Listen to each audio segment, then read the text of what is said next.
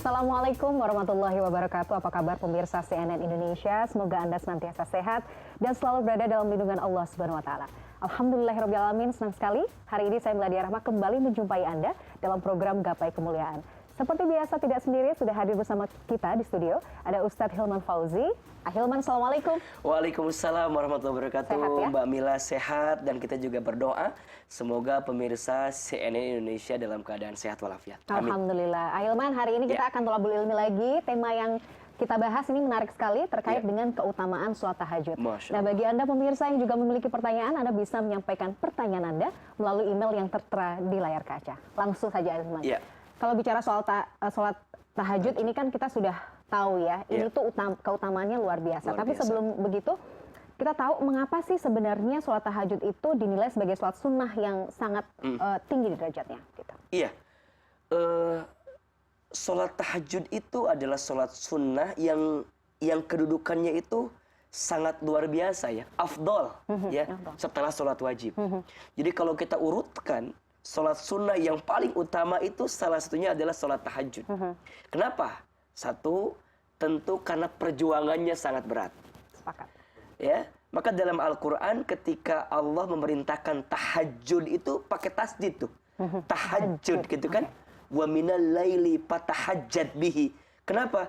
Karena itu menunjukkan sebuah proses yang butuh pengorbanan, butuh perjuangan. Maka wajar ya, perjuangannya berat, maka pahalanya besar. Ya. Dan ini rumus ya, dalam kita beramal. Semakin berat perjuangannya, semakin berat pengorbanannya, maka semakin besar pahalanya. Ya, sabar itu berat, karena pahalanya surga. Ya, istiqomah itu berat, karena pahalanya surga. Kalau ringan, istirahat. Jadi setiap yang berat itu pasti besar pahalanya. Nah, sholat tahajud karena di saat itulah membutuhkan perjuangan yang sangat berat. Yang kedua, sholat tahajud juga adalah sholat yang memang langsung Allah perintahkan dalam Al-Quran. Langsung ya? Ya, jadi di sebagian malam Allah minta kita bangun dirikan sholat tahajud. Kalau Allah yang sudah minta berarti kan spesial. Saking pentingnya sholat tahajud langsung di-mention. Kalau kita bikin status, kemudian kita mention seseorang, berarti penting nggak? Ya? Penting nggak ini? Pasti penting sekali. Nah, yang ketiga tentu karena ada pahala yang sangat luar biasa. Bahkan disebutkan dalam sebuah keterangan bahwa Allah itu turun ke muka bumi, salah satunya di sepertiga malam. Dan Allah mencari di antara hambanya yang sholat tahajud. Jika ada di antara mereka yang minta ampun karena banyak dosa, Allah ampuni dosanya. Jika di antara mereka ada yang sedang sulit, kemudian mereka minta agar Allah mudahkan, maka Allah mudahkan urusannya. Jika ada di antara mereka yang sedang punya keinginan, punya harapan, punya hajat, maka Allah akan cukupkan hajat dan kebutuhannya. Masya Allah. Dahsyat. 3 alasan. 1, karena perjuangannya berat. 2, karena langsung diperintahkan oleh Allah dalam Al-Quran. Yang ketiga, pahalanya luar biasa. Ini yang membuat sholat tahajud menjadi sangat keren dan afdol luar biasa. Masya Allah. Kalau kita juga sering mendengar ya, Hilman, sholat qiyamul lail. Kadang-kadang banyak yang mungkin masih bingung. Jadi perbedaan antara sholat tahajud dengan sholat qiyamul lail itu apa sebenarnya? Sholat qiyamul lail itu sholat yang ditunaikan di waktu malam. Qiyam al-lail, qiyam sholat al-lail malam. Nah, adapun sholat tahajud memang kebanyakan para ulama, walaupun mungkin nanti ada perbedaan pendapat karena ini urusan fikih ya, adalah sholat yang ditunaikan setelah kita tidur di malam hari. Jadi ada 2 kategorinya. 1, sholatnya di malam hari, ya. 2, harus tidur dahulu. Meskipun tidurnya sebentar ya? Walaupun sebentar. Dan sholat waktunya itu dari setelah sholat isya sampai nanti kita masuk waktu subuh. Ya, tentu sebelumnya gitu kan. Nah, itu masuk kategori sholat tahajud. Maka dalam mendirikan sholat tahajud pastikan 2 hal. Yang pertama, harus tidur terlebih dahulu. Yang kedua, dilakukan di malam hari. Gitu kira-kira. Jadi kalau waktu selepas sholat isya sampai dengan subuh ya? Waktu sahur lah mungkin dia lebih enak ya. Biar nggak terlalu mepet. Walaupun ya menjelang waktu subuh juga itu masih masuk. Nah, biasanya suka gini. Hilman, saya kadang-kadang juga gitu, misalnya ya Allah lagi ada masalah mungkin ya, ingin mendekatkan diri sama Allah gitu, bangun tapi suka mepet waktu subuh. Nah, biasanya kan hajat kita masih banyak nih, cuma dalam waktu yang singkat, apa yang kita bisa lakukan ya pada saat sholat tahajud itu? Apa yang afdol supaya memang dalam waktu yang singkat itu kita bisa langsung direct minta sama Allah gitu? Iya, jadi memang kalau kita bicara amal gitu ya, ada beberapa prioritas yang perlu kita hadirkan. Satu, waktu. Nah, kapan waktu ideal untuk mendirikan sholat tahajud? Disebutkan dalam sebuah keterangan di waktu sepertiga malam. Yeah. Nah, berarti sepertiga malam itu antara di pertengahan malam nih jam 12 sampai menjelang kira-kira waktu subuh. Ambil tengah-tengahnya di situ. Berarti sekitar jam 2 atau setengah 3 atau jam 3. Nah, itu waktu yang paling ideal ya. Nah, nanti ada waktu dari sepertiga malam menuju ke waktu subuh, namanya sahur. Yeah. Waktu sahar. Nah, di waktu sahar itu kita diperintahkan memperbanyak istighfar, minta ampun. Wa fil asharihum yastaghfirun. Dan di waktu sahur perbanyak istighfar. Ya. Nah, maka nanti ketika kita bisa terbangun mepet, tetap bangun, dirikan sholat tahajud ya, walaupun hanya 2 rakaat. Karena minimalnya 2 rakaat dan maksimalnya tidak terbatas. Ya, jadi silahkan 2. Kalau waktunya mepet, kita boleh ambil waktu yang paling proporsional, tidak terlalu mepet, dan kita ada waktu untuk sholat tahajud baru berdoa. Dan dalam doanya perbanyak istighfar, minta ampun. Banyak orang yang mohon maaf ya, ketika sholat tahajud itu kan banyak minta doa A, B, C, boleh. Tapi jangan lupa minta ampunnya. Iya, betul. Ya, jadi ada tata caranya juga ada tata caranya, dan ini yang paling diinginkan. Karena kalau kita sudah diampuni oleh Allah, jangankan kita minta yang lain, betul. Allah pasti akan cukupkan apa yang menjadi keinginan kita. Jadi merinding ya. Ahilman, tapi kalau kita misalnya terkait ganjaran ya, bagi para pelaku tahajud ini juga luar biasa. Oh, Masya Allah. Di surat Al-Isra, ayat 79 sampai 80, ya, atau mungkin 81 juga boleh. Ada 4 keutamaan dari sholat tahajud yang tak dimiliki oleh amalan yang lain. Apa tuh? Jadi ini hanya diberikan kepada ahli tahajud. Yang pertama, ahli tahajud itu diangkat derajatnya oleh Allah. Auzubillahi minasyaitonirrajim. Wa minal laili fatahajjat bihi nafilatan laka asa ayyab'asaka rabbuka maqaman mahmuda. Dirikanlah sholat tahajud sebagai tambahan untuk dirimu, niscaya Allah akan angkat derajatmu maqaman mahmuda, ke tempat yang terpuji. Jadi kalau kita yang lagi bekerja ingin naik karirnya, kita yang lagi usaha ingin ditambah keuntungannya, kita yang lagi sekolah ingin dijadikan berprestasi dalam sekolahnya, maka sholat tahajud adalah amalan yang bisa kita hadirkan. Jadi orang kalau sudah tahajud itu diangkat kemuliaannya. Dan mohon maaf ya, bukan hanya makhluk yang memuliakannya, tapi Allah pun memuliakan orang yang ahli tahajud.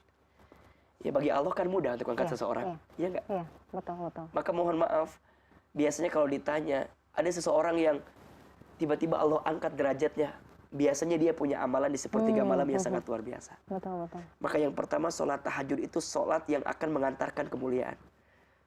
Pemirsa CNN Indonesia yang mau hidupnya mulia, mau diangkat derajatnya, sholat tahajud.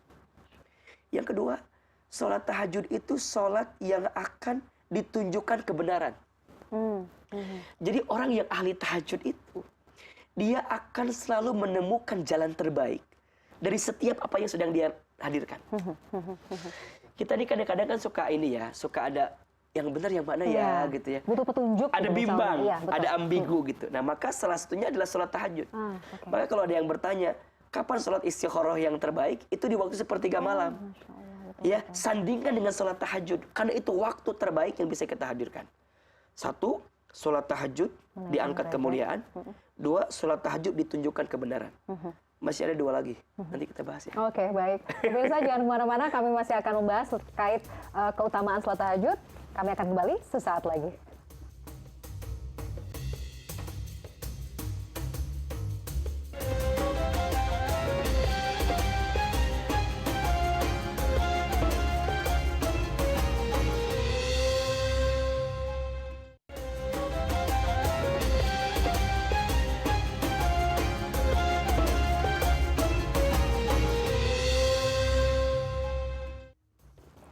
Terima kasih pemirsa, Anda masih menyaksikan Gapai Kemuliaan dalam episode keutamaan sholat tahajud. Ahilman, kita lanjutkan tadi, masih penasaran ya, keutamaan sholat tahajud yang 2 lagi apa? Iya.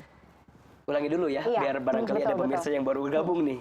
Jadi yang pertama, sholat tahajud itu sholat yang akan membuat kita diangkat derajatnya. Ya, dihantarkan pada kemuliaan hidup. Yang kedua, sholat tahajud itu sholat yang akan membuat kita ditunjukkan kebenaran. Jadi orang yang terbiasa sholat tahajud selalu akan menemukan jalan terbaik dari setiap apa yang sedang dia hadirkan dalam hidupnya. Yang ketiga, sholat tahajud itu sholat yang akan mengantarkan kita diberikan jalan keluar dari setiap persoalan. Betul. Jadi kalau kita lagi punya masalah, lagi sulit, lagi susah, dan kita bingung gimana solusinya, maka sholat tahajud adalah amalan terindah yang bisa kita hadirkan. Makanya pemirsa CNN Indonesia yang sekarang lagi susah, lagi sulit, lagi punya masalah, maka belajarlah untuk mendekat taat kepada Allah, salah satunya melalui sholat tahajud. Ini keajaibannya luar biasa.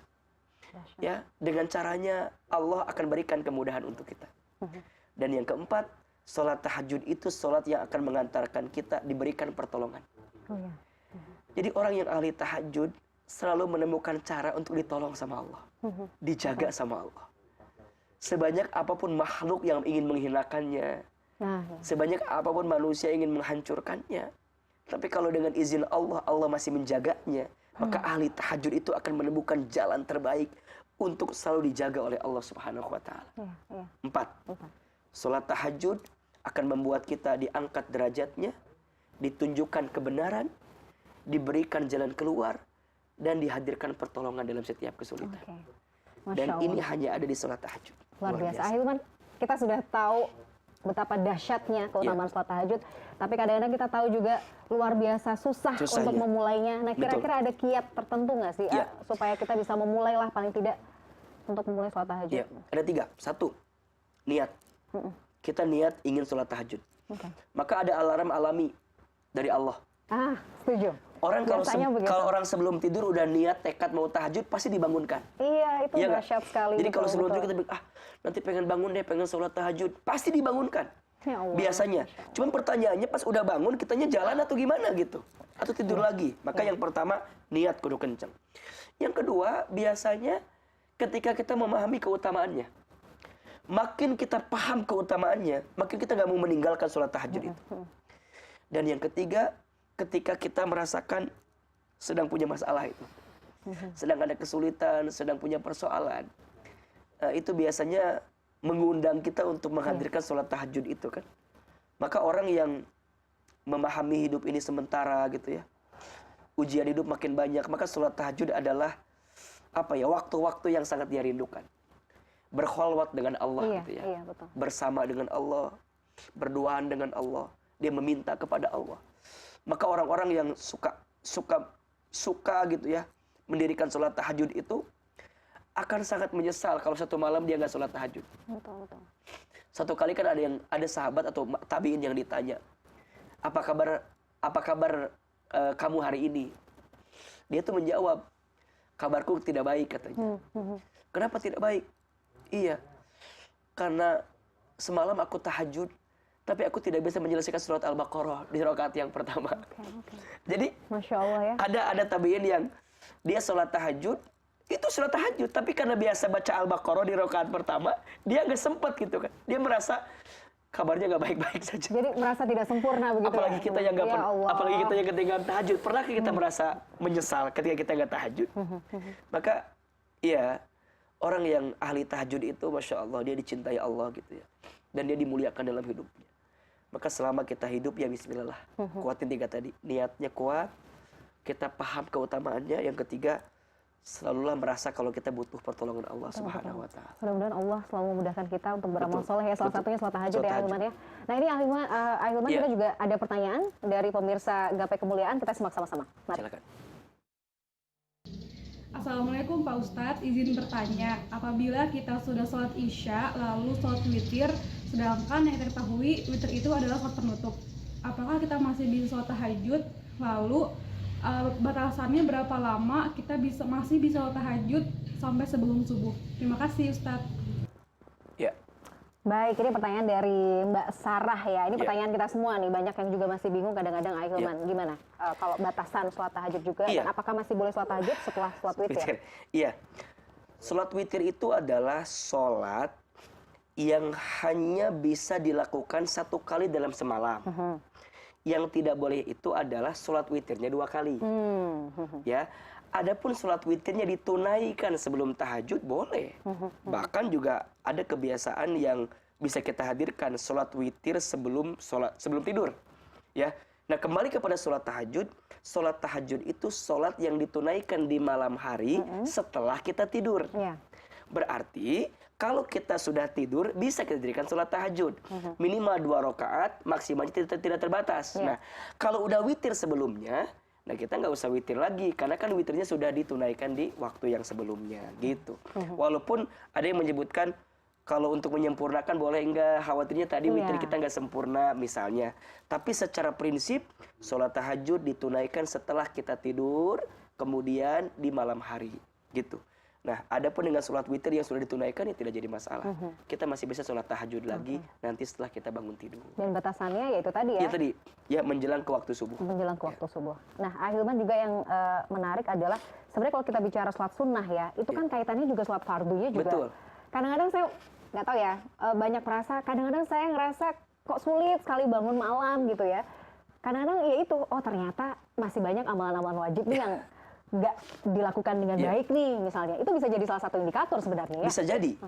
Yang pertama boleh jadi karena ada amalan wajib yang tidak kita pastikan ya kehadirannya, atau barangkali masih kurang sempurna.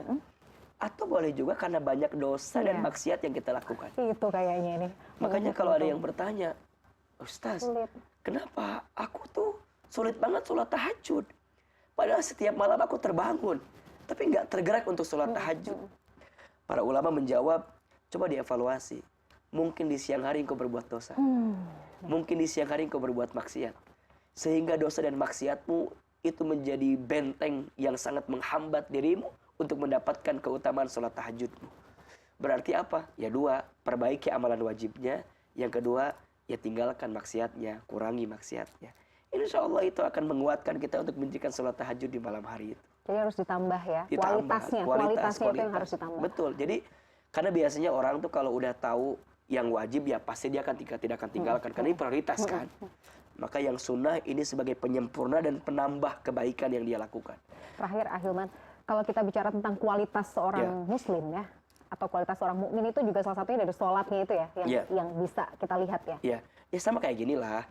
Kalau kita gaji kan ada gaji pokok, iya betul. Ada gaji tambahan, tunjangan, ada tunjangan dan lain-lain. Gitu. Jadi kalau kita bagi ya tinggal bagi-bagi aja.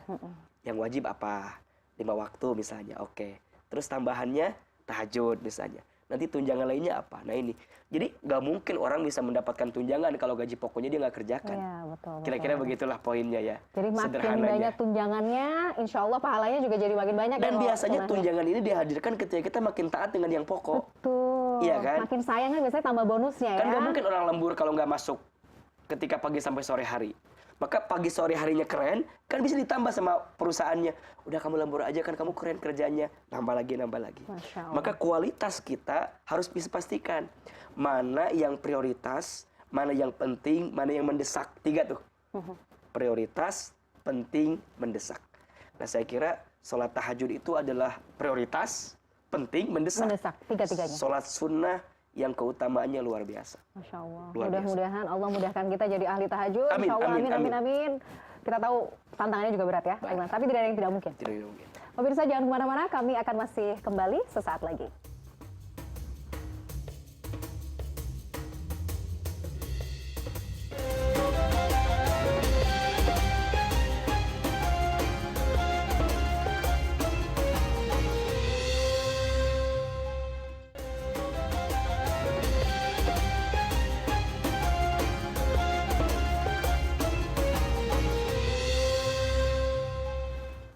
Pemirsa, tibalah kita di penghujung program Gapai Kemuliaan. Bagi Anda yang memiliki pertanyaan, Anda dapat menyampaikan pertanyaan Anda melalui email yang tertera di layar kaca.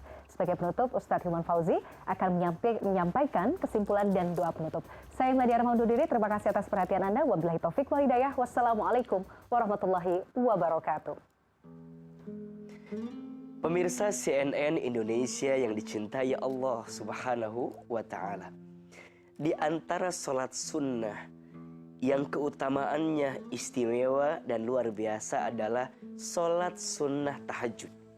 Bahkan kata Nabi SAW, sholat sunnah yang paling afdol, yang paling utama setelah sholat wajib adalah sholat sunnah tahajud. Sholat sunnah tahajud dilakukan di malam hari setelah kita tertidur. Setelah kita tidur. Tentu bukan tanpa alasan kenapa sholat tahajud ini keutamaannya sangat istimewa. Apa di antaranya? Yang pertama, karena sholat tahajud membutuhkan pengorbanan dan perjuangan yang sangat berat. Orang untuk mendirikan sholat tahajud tentu butuh proses yang membuat dia harus berkorban, harus berjuang. Maka wajar, karena perjuangannya berat, karena pengorbanannya berat, maka pahala yang dia dapatkan pasti juga besar. Yang kedua, tentu karena disiapkan pahala yang sangat berat.